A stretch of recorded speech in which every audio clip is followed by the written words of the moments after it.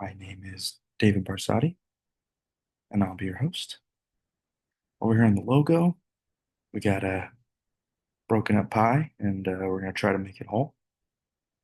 In this episode, we're going to talk about the Map to Wholeness PTG model by Susie Ross. PTG is a post-traumatic growth. Yeah, the purpose of this podcast is to explore how people can move forward and grow after experiencing some kind of trauma. So, yeah, what is post-traumatic growth?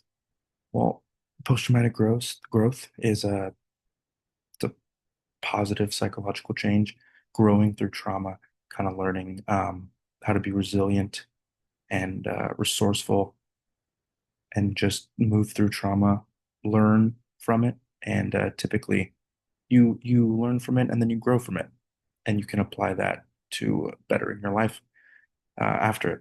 It's not about repressing it or um, ignoring it. It's about addressing it, finding the good things that can come out of it, and using that type of mindset to better your life. Good example would be someone who survives cancer and then finds a deeper appreciation for life afterwards. Maybe some things a person may have taken for granted. Lots of people take health for granted, and going through something as traumatic as cancer treatment can definitely give you a better outlook on life after getting through it. So let's get into the Map to Wholeness. This is a PDG model by Susie Ross. Um, so it is technically 13 phases. Um, I was able to break it into six and just put an and in between some of them, basically. So, seed and departure.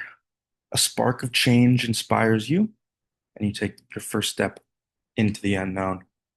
So, this is usually before the trauma. You haven't experienced a trauma yet. You're kind of just uh, starting off growth, premature. Transformative experience and return. Here we go. Here's where we get into a life-changing event, shakes your world, and normal life never feels the same again. Next, we move into displacement and grief. You may feel relief at first, after the trauma has kind of died down and you've kind of accepted it. But soon grief will return, and a longing for the past will set in. Next, we'll move on to disorientation and dismemberment. Now, this is where it really kind of hits you. Confusion deepens as old patterns collapse, and you do hit rock bottom at this point. Next, we get into surrender and birth. Letting go opens the door to healing. Accepting that this trauma has happened. You can't go backwards.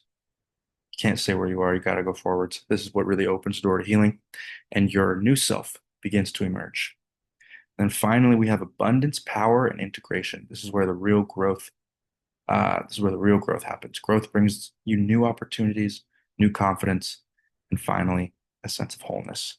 So after experiencing this trauma, you can really, really grow from it, is what Susie's saying happens at the end of this.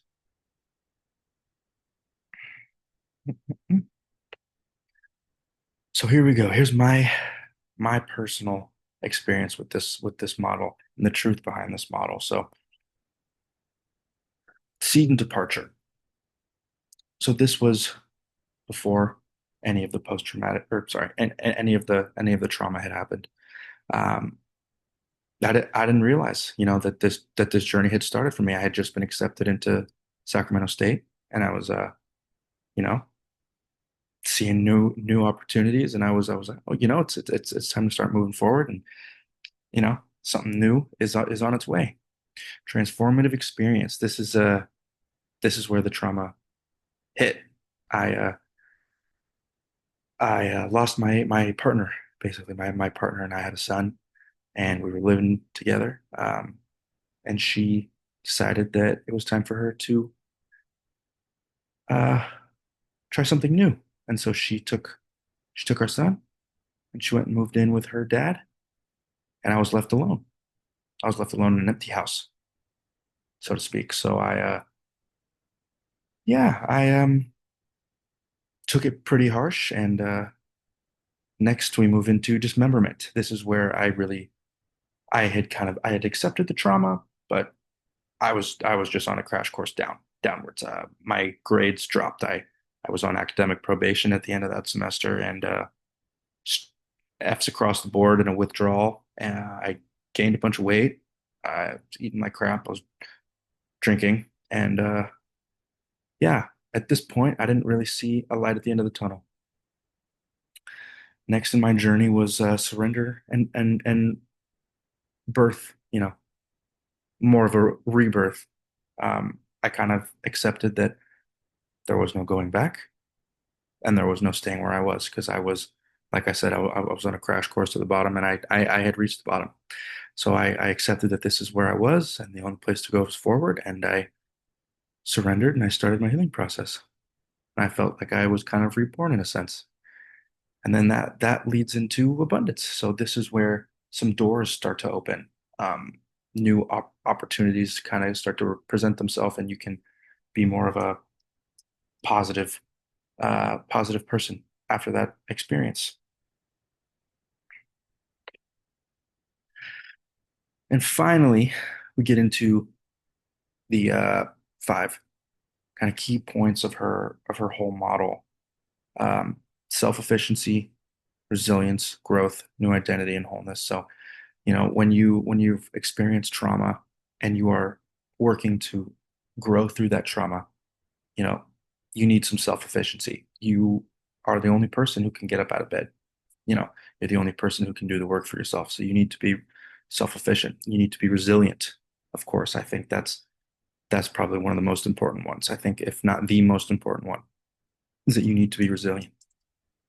And then the growth happens.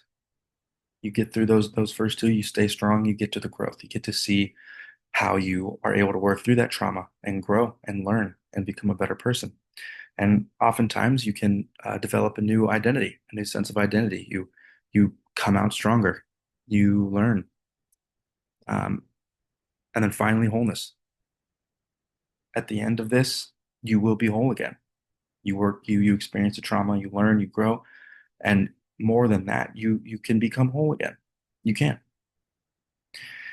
And then the last part of her 13 phases: power and integration. Power and integration. You get your power back, and integration is those new things that you've learned, the growth that you've made, those become part of you. They do. So to wrap up, the map to wholeness shows us that transformation happens in phases, and we can not only survive our trauma, but we can thrive and we can grow from it. Um, thank you, everybody.